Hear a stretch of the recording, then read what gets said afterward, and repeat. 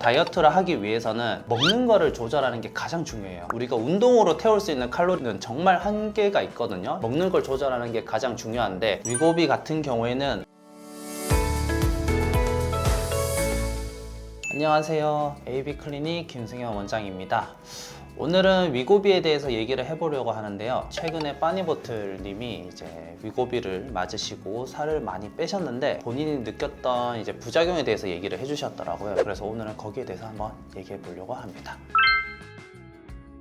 위고비가 뭔지 간단하게 설명드리면, 우리 몸 같은 경우에는 항상성을 유지하려고 해요. 밥을 먹으면 혈당이 올라가잖아요. 그럼 이 높은 혈당을 떨어뜨리기 위해서 우리 몸 안에서 이제 호르몬적인 이제 작용이 일어나게 되는데, 그 대표적인 이제 호르몬이 인슐린. 위고비는 우리 몸에서 인슐린을 분비하게 하는 호르몬을 따라서 만든, 우리 몸에서 혈당을 떨어뜨리는 역할을 하는데, 배부를 때 우리가 어떤 현상을 겪는지 생각해 보면 속이 조금 더부룩해지죠. 더부룩해지니까 입맛도 좀 떨어지고, 너무 많이 먹으면 메스 것 같기도 하고, 우리 토할 때까지 먹는다고 하잖아요. 구토도 나올 수 있고. 빠니보틀님이 얘기했던 부작용이랑 맞아 들어가죠. 개인적인 생각인데요, 다이어트를 하기 위해서는 먹는 거를 조절하는 게 가장 중요해요. 우리가 운동으로 태울 수 있는 칼로리는 정말 한계가 있거든요. 먹는 걸 조절하는 게 가장 중요한데, 위고비 같은 경우에는 우리 몸을 이제 배부른 상태로 약간 뇌를 속이는 거예요. 적당한 수준의 메스꺼움이랑 울렁울렁거리는 오심은 어느 정도 필요하다고 생각을 하거든요. 속이 더부룩하니까 잘 안 먹게 되고, 조금만 먹어도 빨리 포만감이 올라오고 배가 부르다는 걸 빨리 인지하기 때문에 평소에 먹는 것보다 훨씬 적게 먹게 돼요. 당연히 먹는 양이 줄어드니까 살이 빠지겠죠?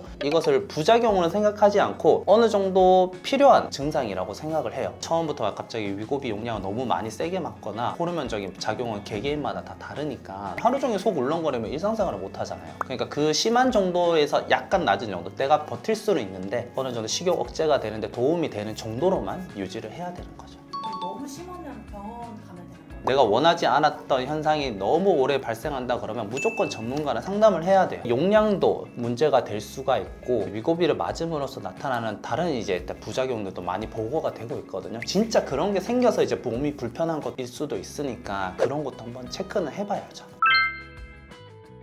인터넷상에 보면 되게 웃긴 얘기가 하나 있는데, 기분이 저기압일 때 고기 앞으로 가라는 말이 있잖아요. 우리가 씹을 때 우리 몸에서 도파민이 많이 분출이 되거든요. 야구선수나 이런 분들 보면 막 껌 씹고, 운동선수들이 껌 씹는 거 되게 많이 볼 수 있어요. 이런 저작 활동을 함으로써 긴장도 조금씩 떨어뜨릴 수 있고 스트레스도 좀 풀리는 효과가 있거든요. 잘 못 먹으니까 씹는 활동이 줄어들 거 아니에요. 거기서 나타나는 약간 무기력함, 내가 좋아하는 음식을 봤을 때 뭔가 좀 흥분, 그런 감정도 조금 줄어들기 때문에 거기서 조금 의욕이 떨어진다고 생각할 수 있어요.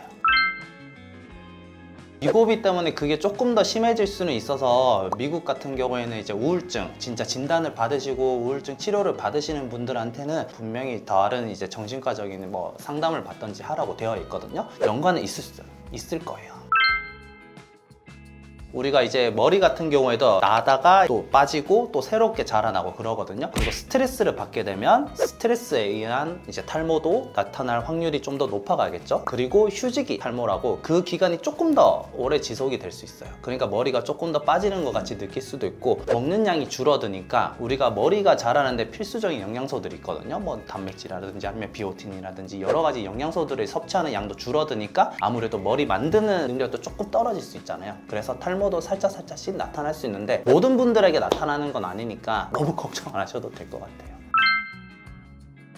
일단 상담을 해야 돼요. 이 위고비, 내가 지금 맞는 양의 용량이 나한테 맞는 건지를 먼저 체크를 해봐야 되기 때문에 상담을 하고 결정을 해야 돼요. 약이 한번 몸에 들어가면 몸 밖으로 빠져나가는데 일주일이 걸린다는 거니까, 내가 한번 부작용을 느꼈을 때 그게 일주일 정도 간다는 얘기랑 조금 비슷한 얘기예요. 늦기 전에 빨리 상담을 하는 게 좋겠죠. 무조건 시작하기 전에 전문가랑 상담을 해서 내가 진짜 위고비가 필요한 몸인지 먼저 체크를 하는 게 중요하고, 내 몸이 이제 위고비를 맞아도 크게 탈이 안 날 수 있는 컨디션인지를 또 체크하는 게 중요하겠죠. 체중 조절의 목표치를 딱 설정을 해놓고 시작을 하는 게 좋아요. 내가 어느 정도 목표에 다다랐을 때 위고비를 또 감량을 한다든지, 아니면 이제 위고비를 이제 살짝 줄여보고 생활 습관 교정을 통해서 이제 다이어트를 계속 쭉 이어갈 건지, 그런 식으로 결정을 할 수 있으니까요. 원장님도 위고비 하셨다는 소문이 있는데 네. 왜 위고비를 썼던 거예요? 직업 자체가 좀 저녁에 늦게 끝나다 보니까 항상 이제 끝나고 집에 가서 저녁을 먹게 되더라고요. 그러면 항상 야식을 먹고 이제 바로 침대에 들어가는 습관이 계속 반복되다 보니까 제 평생 보지 못했던 이제 체중을 보게 된 거예요. 그래서 이제 시작을 한번 해봤는데 저도 선생님이 얘기했던 거랑 거의 똑같은 거를 딱 겪었어요. 의욕도 떨어지고 삶이 재미없는 느낌? 식욕이나 이런 것들은 이제 갑자기 올라올 때가 있어가지고 그럴 때는 먹고 싶은 게 너무 많으니까 또 막 여러 가지 막 주문을 하는데 주문 와서 뚜껑 까보면 한 입 먹고 다 버리고 초반에 일주일, 1주차 만에 거진